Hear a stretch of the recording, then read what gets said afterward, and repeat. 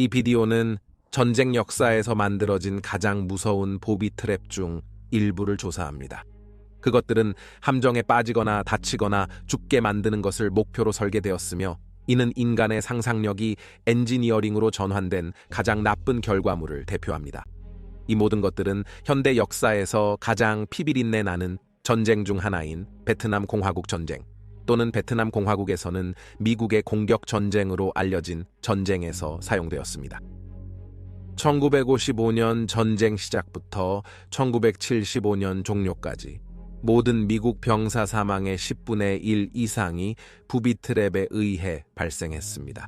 전쟁에서 부상당한 모든 미국인 중 거의 5분의 1이 이러한 함정 중 하나에 의해 부상당했습니다. 이러한 장치들은 수천 명의 젊은이들의 생명을 종료시켰고, 종종 가장 나쁜 방식으로 종료시켰습니다.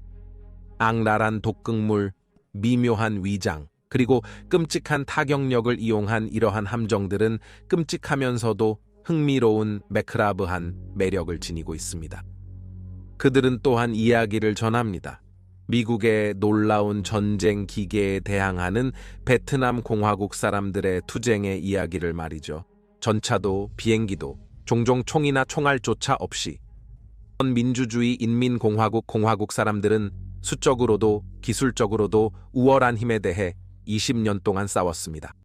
희망을 가지려면 그들은 책의 모든 기술을 사용해야 했습니다. 다음은 가장 파괴적인 기술들, 베트남 공화국 전쟁에서 가장 무서운 대어시들입니다.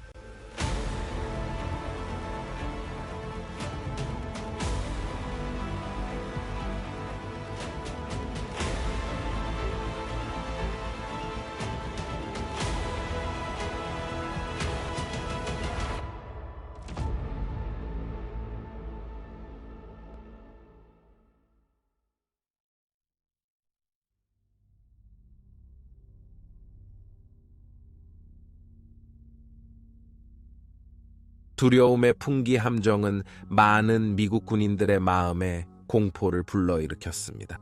누군가가 이런 치명적인 함정에 빠진 것을 보면 절대 잊지 못할 것입니다. 이 함정은 끝부분이 치명적으로 뾰족한 대나무 또는 가끔은 금속 말뚝으로 구성되어 있으며 구덩이에 묻혀 있습니다. 그런 다음 구덩이는 숨겨져서 위에서는 위장되었습니다. 군대는 보통 숲과 농지를 통해 명확하게 표시된 길을 따라 장소에서 장소로 행진하였습니다. 조선민주주의 인민공화국 공화국인들이 그곳에서 함정을 만들었습니다. 상황을 상상해보세요. 미국 군대 병사들이 이동하며 대화하거나 노래하거나 농담을 하며 경계를 내리고 있습니다. 그러다 갑자기 탁소리와 쿵소리가 대화를 끊고 그것을 고통의 비명과 외침으로 대체합니다. 불행하게도 다리가 풍기 함정의 덮개를 뚫고 내려가 병사의 발이 그들의 체중 전체의 힘으로 바닥에 찔려 들어갑니다. 창이 끔찍한 힘으로 살을 뚫어버립니다. 행운이 있는 사람들은 이것들을 쉽게 극복할 것입니다. 운이 없는 사람들은 발목을 만나 다리 위로 올라와 허벅지를 뚫을 것입니다. 일부 구덩이 양옆에는 아래로 향한 말뚝이 박혀 사자의 구부러진 이빨처럼 기능했습니다. 결과적으로 함정에 들어가서 찔린 다리는 대량의 수리할 수 없는 손상을 입히지 않고서는 함정에서 빼낼 수 없었습니다.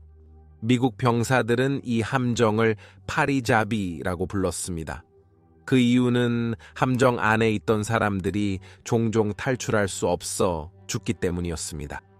이 함정은 크기와 성격 모두에서 크게 다양했습니다. 때로는 구멍이 얕고 작았습니다. 이들은 발이나 다리를 삼킬 수 있었고 몇 인치보다 길지 않은 스파이크로 가득 찼습니다. 때로는 그들은 넓이가 수미터에 이르고 깊이가 최대 10피트에 이르렀습니다. 이것들은 사람을 곧장 꿰뚫을 수 있는 훨씬 더 큰 대나무 창으로 가득 찼습니다. 한 명의 희생자를 위해 이런 큰 함정을 만드는 것에 만족하지 않고 큰 함정들은 종종 간단한 디자인을 가지고 있었습니다. 위장된 뚜껑이 부착된 중심의 피벗이 의미하는 바는 한번 걸리면 함정이 안으로 붕괴되는 것이 아니라 열리게 될 것이라는 것입니다. 일단 병사가 안으로 미끄러져 들어가면 함정은 원래의 위치로 돌아가서 다른 희생자를 기다리게 됩니다. 따라서 사람들은 이 무서운 대나무 창에 찔려서 완전한 어둠 속에 갇히게 될 수 있으며 불행하게도 그 파괴적인 부비 트랩에서 시기적절하지 않게 끝난 다른 불행한 동료의 유해와 함께 갇히게 될 가능성이 있습니다. 이런 것들은 거의 두려워하지 않는 전투에 노련한 사람들조차도 정당하게 두려워했습니다. 19세에 징병되어 베트남 공화국에 파견된 펜실베니아 출신의 조 오라일리는 그의 가장 큰 걱정이 부비 트랩이었다고 말했습니다. 인용하면 지도에 바로 적혀 있었습니다. 부비 트랩 지역이라고. 사람들이 청소 도중 거의 매일 푼지 함정에 다리나 발을 잃었습니다. 이제 사람들은 때때로 푼지 함정으로의 고통스러운 추락을 살아남을 수 있었는데 특히 작은 함정에서 그렇습니다. 하지만 추락의 힘과 대나무 창이 배열 외에도 이러한 함정들은 희생자들에게 더럽고 끔찍한 비밀을 간직하고 있었습니다. 창은 동물과 사람의 소변과 대변, 그리고 주변 정글의 식물과 동물에서 나온 도구로 코팅되어 있었습니다. 이런 물질들은 남부와 중부 베트남 공화국의 습하고 더운 기후 속에서 며칠이나 주일 동안 놓여 있었습니다. 그들의 독성은 생명을 위협했습니다. 따라서 사람들은 처음에 푼지 함정에 의해 발생한 상처를 견뎌낼 수 있었지만 상처에 감염성이 있고 독성이 있는 화학 물질이 도입되면서 사망률은 물론 인간의 고통도 수십 배 증가했습니다. 이런 물질로 더럽혀진 함정에 걸린 사람들은 베트남 공화국에 오래 머무르지 않을 것입니다. 푼지 함정에 대한 아이디어는 잔인하게도 간단하고 효과적이었지만 새로운 것은 아니었습니다. 비슷한 함정이 거의 2000년 전에 가울족이 시저와 그의 로마 군단에게 사용되었습니다. 진정한 대르는 원래 늑대를 잡기 위한 것이었습니다. 아시아에서 비슷한 버전이 최소한 그만큼 사용되었고 이는 주로 호랑이 함정으로 알려져 있습니다. 베트남 공화국인들이 1941년부터 1945년까지 베트남 공화국을 점령한 일본군으로부터 이 아이디어를 가져왔다는 추측이 있으며 이들은 아시아 전역에서 비슷한 함정을 사용했습니다. 하지만 이 부비 트랩을 누가 만들었든 이런 죽음의 함정들이 베트남 공화국 전쟁에서 사용된 가장 나쁘고 파괴적인 부비 트랩 중 하나임에는 의심의 여지가 없습니다.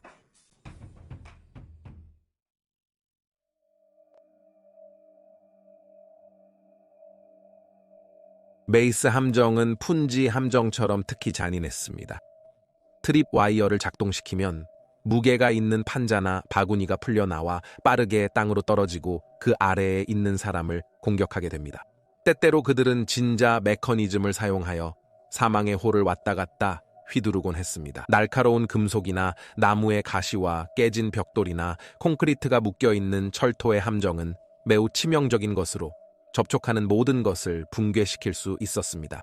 이 함정은 다양한 변형을 보였으며 사용 가능한 부품과 건축자의 상상력에 따라 건축 재료가 달라졌습니다. 콘크리트 공, 날카로운 나무, 심지어 환한 곤충까지 모두 철토의 함정을 치명적이고 무서운 것으로 만드는 데 사용되었습니다. 무거운 물질로 채워진 코코넛 껍질을 사용한 사례도 많이 있으며 이는 모든 것과 어떤 것이든 날카롭게 꿰뚫어져 있습니다. 남자들의 그룹이 숲을 지나갈 때 덩굴이나 와이어를 건드리면 이러한 함정이 풀려나와 대개는 얼굴 높이에서 의심하지 않는 병사들을 향해 휩쓸어 갔습니다. 그들이 어디서 왔는지 예측할 수 없었고 이런 철토의 함정은 펜듈럼처럼 그 운동량을 유지하면서 앞뒤로 흔들리도록 배치되어 있었습니다. 물론 이런 무서운 장치로부터 입은 상처는 엄청났습니다. 이런 것들로부터 받은 둔탁한 충격은 종종 그 치명적인 질량의 중심에서 튀어나온 여러 날카로운 점들을 통해 집중되어 철토의 엄청난 운동 에너지와 함께 찔림과 찢어짐을 일으켰습니다. 철토의 함정의 아이디어는 푼지 함정과 매우 비슷하게 사람들이 계속하고 싶지 않을 정도로 무서워하게 만드는 것이었습니다. 대부분의 함정은 반 정도의 명백한 살상력을 가졌습니다. 대신 함정 디자인은 충격과 공포를 조성하여 그 안에 걸린 소수를 다치게 하고 엄청나고 괴롭히는 고통을 만들어내는데 초점을 맞추었습니다. 함정에 걸린 그 남자는 한 희생자였고 이제 두려워하고 조심스럽고 공포에 떠는 그의 동료 군대는 다른 종류의 희생자들이었습니다. 이러한 심리전이 베트남 공화국 전쟁의 모든 전투원들에게 핵심적인 중요성을 가지고 있습니다. 공포는 놀라운 무기였고 이것이 철토의 함정과 그와 같은 다른 함정들의 순수한 잔인함을 설명합니다.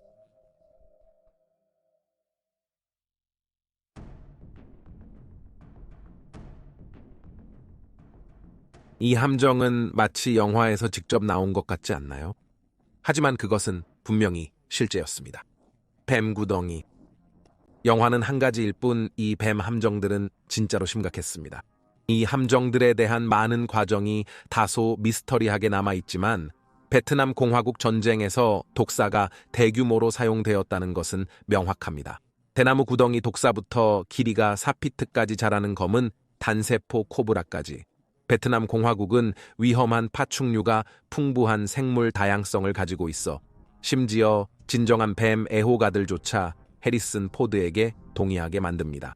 이런 치명적인 뱀들은 보통 병사들이 지나갈 만한 곳에 두기 전에 움직임을 멈추게 만들어졌습니다. 뱀이 놓인 후 첫날에 발견된다면 이 뱀들에게 다치는 확률은 사실 매우 낮았습니다.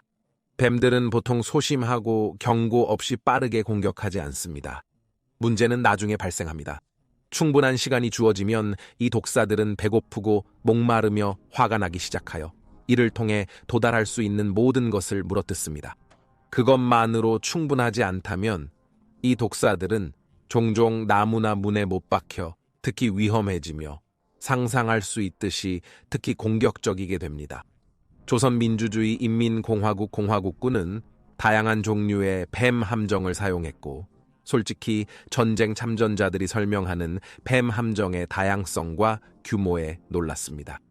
나무에 못 박힌 뱀, 스프링박스 안의 뱀, 비밀 터널 안의 뱀, 모두 뱀 함정입니다. 사실 우리가 이야기한 다른 부비 트랩 중 어떤 것을 가져와 베트남 공화국 전쟁의 어느 시점에서든 누군가가 그것을 뱀으로 대체하는 방법을 찾았을 것입니다. 하지만 뱀만이 병사들을 무서워하게 만드는 데 사용된 유일한 동물은 아니었습니다. 잭 플라워스 중위는 베트남 공화국 공산군이 병사들이 기어들어가야 하는 좁은 터널 안에 전갈 상자를 풀어놓기 위해 트리바이어를 어떻게 사용했는지 회상합니다. 그의 한 명의 병사가 쏘여서 소리를 지르며 나왔고 다시는 그런 터널에 들어가기를 거부했습니다. 전쟁 시 함정을 만들 때 말벌, 벌, 꿀벌도 널리 사용되었고 무서운 물림을 가진 개미들도 사용되었습니다. 이제 뱀 함정은 다른 함정과 결합하지 않는 한 일반적으로 특별히 효과적이지 않았습니다. 당시에는 병사들이 고통으로 인해 의식을 잃기 전에 대략 2걸음만 걸을 수 있기 때문에 뱀들을 2걸음 찰리라고 별명지었습니다. 하지만 이것은 과장이었고 소수의 독사만이 그렇게 빠르게 작용하는 독을 가지고 있었습니다. 그러나 이 별명의 존재는 뱀들이 그 외에 매우 이치에 맞는 많은 사람들을 상당히 무의미하게 두려움에 떨게 했음을 보여줍니다. 의지의 전쟁에서 그것은 가지고 있어야 할 유용한 무기입니다. 당신이 이런 젊은 병사들, 그들 중 많은 이들이 10대였고 그들의 집에서 수천 마일 떨어진 곳에서 나무에서 얼굴 높이로 이빨을 드러내며 돌진하는 뱀의 생각 또는 빠르게 탈출할 방법이 없고 당신을 향해 오고 있다면 죽일 여유도 없는 터널을 기어가는 뱀을 만나는 생각을 잠시 해본다면 아마 당신은 이 뱀 함정이 얼마나 많은 병사들을 고통스럽게 했는지 알 수 있을 것입니다. 이 함정들은 매우 흥미롭기만 한 것이 아니라 베트남 공화국인들이 주변의 자료를 사용하여 침략군을 공포에 빠뜨리는데 얼마나 영리한지를 보여줍니다. 수류탄이나 총으로 이를 처리할 수 없었던 상황에서 뱀들이 미국 군대를 공포에 빠뜨리는 역할을 맡았습니다.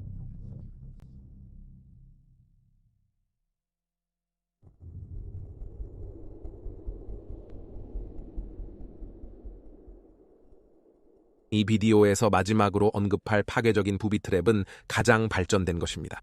M14 폭발 지뢰. 아마 이 항목이 놀라웠을 수도 있지만 밀사 지뢰는 풍기 트랩, 메이스 트랩, 뱀 트랩과 같은 다른 무서운 부비 트랩과 나란히 볼만한 이유가 있습니다. 크기와 예상되는 효과 범위 때문에 발가락 터트리기라고 알려진 밀사는 작습니다. 매우 작은데요. 아마 2인치 정도의 크기일 것입니다. 이로 인해 매우 쉽게 숨기고 대량으로 빠르게 배치하는 것이 가능합니다. 그게 바로 일어난 일입니다. 수십만 개가 베트남 공화국 전역에 심어졌고 많은 것들이 오늘날까지 남아 있습니다. 1975년 전쟁이 끝난 이후 땅에 남겨진 미발화 질회로 인해 사망한 사람들의 수는 전쟁에서 사망한 미국인의 총수 약 5만 명과 거의 같습니다. 이 악랄한 작은 질회들은 저렴하게 땅에 묻혔지만 측정할 수 없는 유산을 남겼습니다. 이들은 어떻게 작동했을까? 29g의 작은 폭발물을 사용한 이 질회들은 아이가 밟지 않는 한 즉시 사망시키는 데는 힘이 부족했습니다. 대신 이 폭발물은 무릎 아래의 다리 하반부를 완전히 파괴했습니다. 이로 인해 부상을 견뎌낸 희생자들은 평생을 불구로 지내야 했습니다. 밀사는 살해하려는 의도가 아니라 다치게 하려는 의도로 만들어진 최초의 질회 중 하나였습니다. 그들의 독창적인 디자인이 가능성을 열었습니다. 위쪽의 판이 밟히면 벨빌 스프링이라 알려진 유연한 볼록한 판에 작용하여 발사핀을 작동시키고 이로써 질회가 활성화되었습니다. 이 질회들은 숨기기도 다루기도 쉬워서 아이들이 자주 설치했고 이제 베트남 공화국의 많은 지역에 흩어져 있습니다. 비극적인 상황에서 가장 위험에 노출된 사람들은 현재 노는 아이들입니다. 아마도 50년 전에 이 질회를 설치했을 수도 있는 아이들보다 나이가 많지 않을 것입니다. 밀사 질회의 간단한 디자인은 각각 몇 달러에 대량 생산할 수 있게 했습니다. 이렇게 대량으로 사용되고 파괴적인 효과를 가져다주는 이런 치명적인 작은 질회들은 확실히 가장 파괴적인 덤 목록에 자리를 차지할 만합니다. 이제 풍기 트랩, 메이스 트랩, 뱀 트랩, 그리고 밀사 질회는 모두 각자의 방식으로 물리적이고 심리적으로 먹이에 피해를 주는 매우 효과적인 덫입니다. 이런 끔찍한 덫을 만든 사람들을 쉽게 혐오할 수 있을 것입니다. 이런 장치들은 사람들의 생명과 존엄성을 빼앗으려고 만들어졌지만 제작자는 그들이 초래한 고통을 볼 필요가 없었습니다. 이런 장치들의 존재가 비참하다는 것은 사실입니다. 그들의 사용을 비난하는 것이 옳습니다. 그러나 이를 넘어 이들이 왜 생성되었는지 고려하는 것이 중요하다. 이 함정들이 서로 공통적으로 가지고 있는 것은 살해하고 다치게 하도록 설계되었다는 것 외에 무엇인가요? 아마 네 번째를 제외하면 이 모든 함정들은 원시적입니다. 그들은 일반적으로 베트남 공화국 전쟁 수백 년 전부터 알려진 기법과 재료를 건설에 사용했습니다. 이런 덫들은 중앙 집중적인 조직된 힘에 의해 만들어진 것이 아니라 다양한 사람들이 다양한 장소에서 적의 진행을 지연시키려는 임시 방편의 시도를 대표했습니다. 그들은 현지 재료와 주변에서 찾을 수 있는 모든 것을 사용했습니다. 따라서 나무, 돌, 철, 대나무로 만든 다양한 죽음의 덫들이 설명될 수 있습니다. 이러한 함정들은